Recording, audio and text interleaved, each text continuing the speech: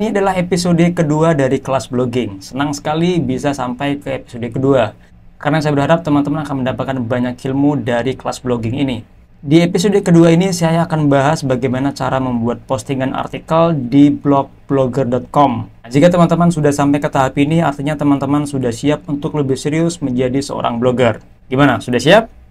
Let's go. Seperti sebelumnya, teman-teman silahkan buka browser, kemudian masuk ke blogger.com, login dengan alamat Gmail masing-masing. Jika sudah login, maka teman-teman akan langsung dihantarkan ke halaman seperti ini. Untuk membuat artikel baru, silahkan teman-teman klik menu postingan baru di bagian kiri. Maka selanjutnya teman-teman akan melihat halaman editor seperti ini ya. Ini adalah halaman editor di mana teman-teman akan melengkapi isian-isian yang tersedia, dimulai dari judul artikel dulu. Jadi sebenarnya sebelum kita mulai membuat postingan artikel, yang perlu kalian siapkan adalah tulisannya itu sendiri ya teman-teman ya. Jadi saya asumsikan di sini teman-teman sudah menyiapkan artikel, atau paling tidak teman-teman sudah punya ide mau menulis apa. Kalau sudah ada, tinggal dimasukkan saja judulnya dahulu. Atau teman-teman memang baru dalam proses belajar, maka di sini isikan saja seadanya, tidak jadi soal. Yang penting teman-teman paham dengan proses pembuatan artikelnya terlebih dahulu.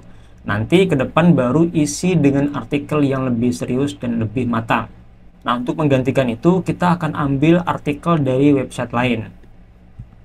Contohnya yang ini, saya ambil judulnya, yang ini, saya copy saja teman-teman ya.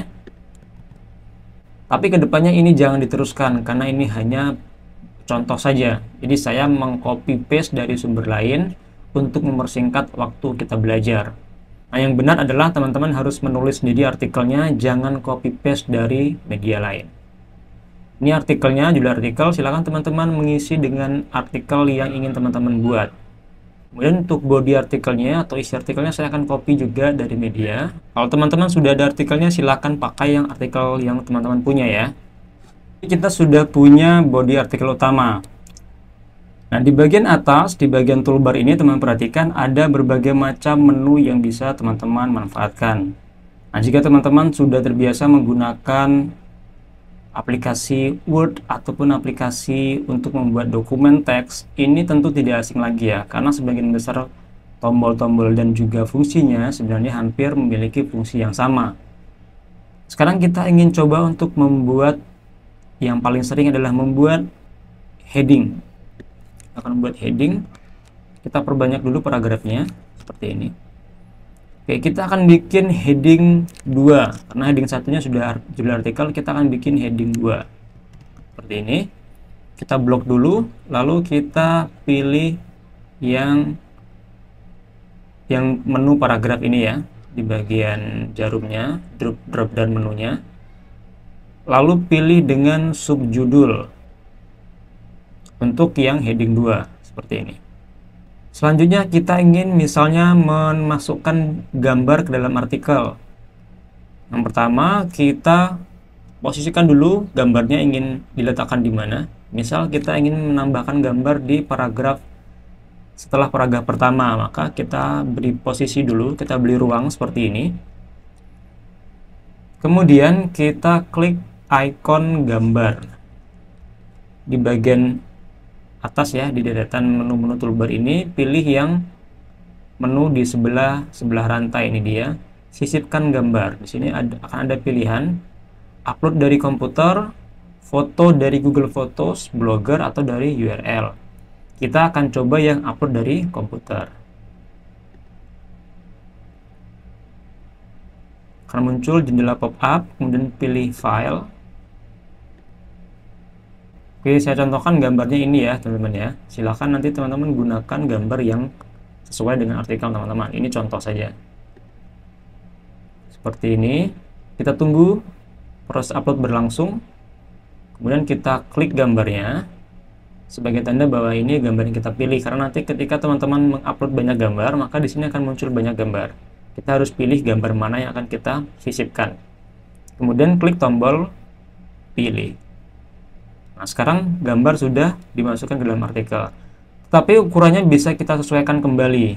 Misalnya kita ingin lebih besar, maka tinggal diklik saja, diklik click and drag. di titik-titik yang muncul di tepi-tepi gambar ya, tepi dan sudut. Contoh seperti ini. Nah, ini bisa kita geser, kita sesuaikan dengan ukuran yang kita inginkan. Jika dirasa kurang besar, kita bisa perbesar lagi. Nah, selanjutnya, gambar ini juga kita bisa atur orientasinya. Apakah ingin di kiri, rata kiri, apakah ingin di tengah atau rata kanan. Kita contoh rata kiri ya, teman-teman ya. Maka akan jadi seperti ini. Ini bisa kita perkecil agar terlihat lebih rapi. Nah, seperti ini ya. Ini juga bisa digunakan. Silakan teman-teman lakukan eksperimen dan coba-coba untuk mendapatkan tampilan artikel yang paling oke menurut teman-teman.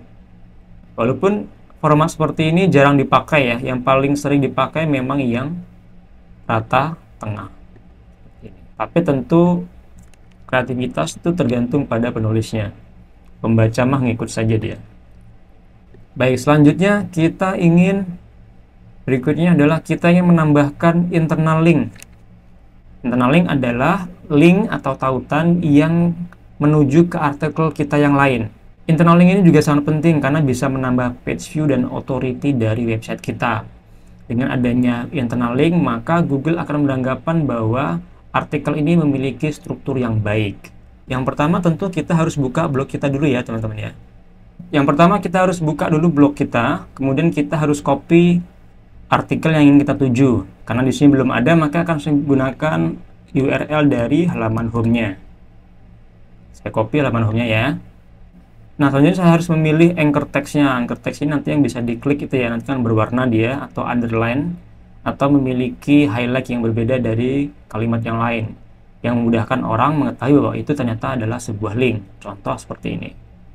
Tandanya seperti ini, kemudian saya klik menu ikon rantai di bagian atas di toolbar. Lalu saya tinggal paste di sini. Nah, jika teman-teman sudah punya artikel yang memiliki relevansi dengan artikel yang sekarang ditulis, maka teman-teman bisa masukkan artikel dalam sini, link artikelnya ya, dalam sini. Karena tadi kita belum punya artikel lain, maka saya gunakan yang URL halaman utamanya. Lalu, kalau ini kita centang, buka link di jendela baru, maka link itu andaikan diklik oleh pengunjung atau pembaca, maka dia akan terbuka di tab yang baru. Jika ini kita uncentang, maka nanti dia akan terbuka di tab yang sama.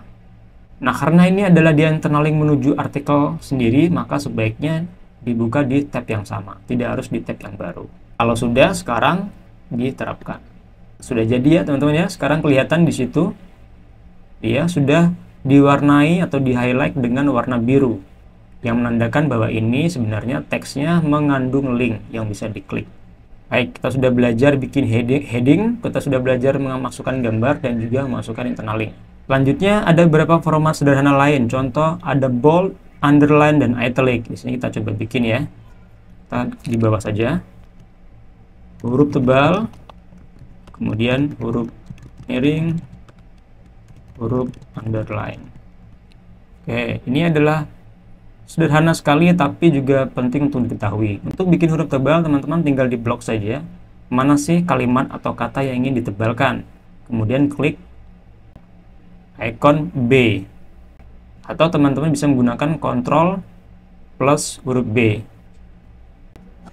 Nah, ini sekarang menjadi tebal. Untuk huruf miring juga seperti itu, tapi kali ini yang kita klik adalah yang ikon I, italic, maka dia sekarang jadi miring. Untuk underline sama persis ada di sebelahnya, kita klik langsung. Nah, sekarang sudah underline. Selain itu ada juga fungsi untuk mengubah warna teks. Misalnya di headingnya kita ingin mengubah warnanya menjadi lebih mencolok, maka kita bisa gunakan di sini menu warna teks. Misal kita bikin jadi warnanya orange. Nah, jadi warnanya lebih mencolok.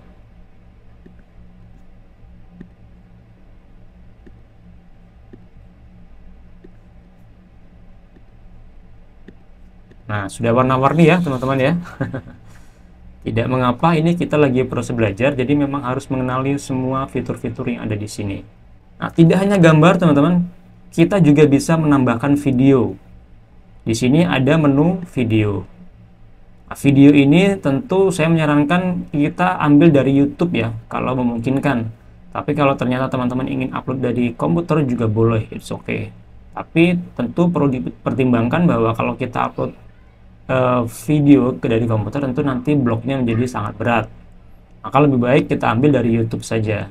Untuk YouTube ada beberapa opsi yang tersedia. Bisa dari penelusuran, kita langsung cari di sini, misalnya ya. Atau dari video yang kita upload. Jadi ini di sini ada video yang kita upload. Di sini muncul juga, bisa langsung kita klik. Misal kita cari menggunakan penelusuran di blog. Ini juga bisa. Kalau seandainya di proses pencarian ini teman-teman merasa sulit ya, sulit, maka teman-teman bisa buka YouTube. Bisa langsung buka YouTube, kemudian di share, kemudian embed. Ini yang kita copy. Kita bisa langsung memasukkan videonya tanpa harus menggunakan menu video tadi ya. Kita langsung bisa di sini, tapi kita ubah dulu posisinya ke HTML. Di sini ada menu pensil, gambar pensil di bagian kiri atas. Klik, kemudian tampilkan HTML. Seperti ini ya teman-teman ya. Nah, kita cari heading 1. Ini dia. Kemudian kita paste di sini. Seperti ini. Kemudian kita kembali, klik lagi di sini, kita pilih tampilan menulis. Nah, sekarang sudah muncul di sini videonya. Cara ini bisa dilakukan kalau teman-teman tidak menemukan video menggunakan cara yang pertama tadi. Tentu sedikit lebih rumit, tapi karena penggunaan icon tadi, menu tadi juga ternyata tidak mudah untuk menemukan video yang kita inginkan. Jadi solusinya adalah dengan langsung menggunakan fitur embed. Kita sudah input gambar, kita sudah input video, kita sudah bikin heading, internal link juga, dan beberapa format lainnya. Lanjut, sekarang kita akan membuat label. Sebelum artikel diterbitkan, teman-teman, sebelum artikel ini diterbitkan, walaupun dari sisi konten sudah siap, kita perlu membuat label terlebih dahulu. Di sini ada menu label sebelah kanan ya. Nah, label adalah kata atau hashtag ya, bisa kita artikan sebagai hashtag yang nanti akan mengelompokkan artikel-artikel ke dalam label yang sama. Jadi misal saya bikin di sini labelnya berita. Maka nanti ketika teman-teman sudah menulis 5-10 artikel dengan label yang sama berita, maka 10 artikel itu akan dikelompokkan menjadi satu ke dalam label berita itu, hingga memudahkan pembaca untuk menemukan artikel-artikel yang memang memiliki tema yang sama. Apakah label harus satu? Tidak, bisa lebih dari satu. Misalnya berita, misalnya teknologi, seperti ini. Artinya berita dan teknologi. Nah, selanjutnya teman-teman juga bisa menentukan kapan artikel ini terbit. Apakah langsung ataukah di tanggal dan waktu tertentu. Misalnya teman-teman ingin menerbitkan artikel ini di 2 hari ke depan. Sekarang tanggal 20, kita ingin terbitkan di tanggal 22, maka di sini kita bisa klik tanggal 22. Kemudian jamnya kita bisa tentukan mau jam berapa. Misalnya jam 10 pagi. Oke, maka nanti artikel ini akan diterbitkan secara otomatis di tanggal 22 November jam 10 pagi. Lalu selanjutnya di sini ada permalink. Permalink ini adalah tautan atau link lengkap yang menuju ke artikel ini. Ini bisa kita bikin otomatis, maka dia akan mengikuti sesuai dengan judul. Judul akan jadi permalink otomatis atau permalink khusus. Misalnya kita membuat link khusus menjadi misalnya lebih singkat ya, menjadi IP saja. Seperti ini. Lalu lokasi tidak harus diisi, teman-teman. Opsi lainnya yang ini komentar. Ini fitur khusus yang memungkinkan kita untuk mengatur apakah kita mengizinkan orang lain untuk berkomentar di artikel ini. Kalau kita tidak ingin izinkan, maka kita di sini klik saja jangan izinkan, sembunyikan yang telah ada, atau jangan izinkan, tampilkan yang telah ada. Pilih salah satu. Tapi kalau kita menginginkan komentar aktif dan orang bisa meninggalkan komen, tinggal diklik izinkan. Silakan teman-teman tentukan sendiri. Oke, nah sekarang semua pengaturan sudah kita atur, label sudah, tanggal publikasi sudah, permalink sudah, opsi ini juga sudah. Artikelnya kita anggap sudah lengkap dan teman-teman merasa sudah oke, tidak ada kesalahan typo dan lain sebagainya. Maka sekarang kita langsung publikasikan artikel ini. Tinggal kita klik saja di sini link publikasikan. Tapi supaya kelihatan hasilnya, saya akan ubah ini menjadi otomatis ya teman-teman. Artinya kita akan terbitkan sekarang juga. Kita ubah waktunya menjadi otomatis supaya kita bisa lihat hasilnya langsung ya teman-teman. Tidak harus menunggu tanggal 22 nanti. Langsung kita publikasikan. Oh ya, ini saya kelupaan. Atau misal teman-teman ingin lihat pratinjaunya dulu, maka bisa klik di sini. Pratinjau entry. Ya. Kita ingin lihat seperti apa hasilnya sebelum diterbitkan. Nah, ini adalah previewnya. Kelihatan sudah rapi dan teman-teman merasa udah oke, tidak ada yang perlu diubah, maka sudah langsung bisa dipublikasikan. Konfirmasi dan selesai. Artikel yang sudah terbitkan akan masuk ke menu postingan. Ini dia. Di sini kita bisa mengedit, kita bisa menghapus, kita bisa mengubah label dan lain sebagainya. Sekarang kita akan lihat seperti apa di blog kita. Nah, ini dia hasilnya, teman-teman. Ini artikelnya sudah terbit di blog kita. Kita bisa klik. Yang artinya sekarang seluruh dunia udah bisa baca blognya. Tinggal kita tunggu Google untuk mengindeks blog ini. Itu dia teman-teman tutorial untuk hari ini di episode kedua kelas blogging, yaitu cara membuat postingan artikel di blogger.com. Mudah-mudahan video tadi mudah dipahami dan juga tidak membuat teman-teman pusing. Saya rasa tidak, karena materinya masih materi-materi standar. Kita akan ketemu lagi di episode ketiga minggu depan. Jangan lupa untuk di-subscribe dan juga aktifkan tombol lonceng biar tidak ketinggalan kalau kita punya materi baru. Saya juga mengingatkan ke teman-teman semua bahwa rubrik kelas blogging ini akan terbit 2 kali dalam seminggu, hari Selasa dan hari Sabtu. Jadi jangan lupa untuk aktifkan loncengnya biar dapat notifikasi. Di-share dan di komen juga kalau ada tanggapan atau masukan. Terima kasih sudah menonton. Kita ketemu lagi di episode-episode lainnya. Assalamualaikum warahmatullahi wabarakatuh.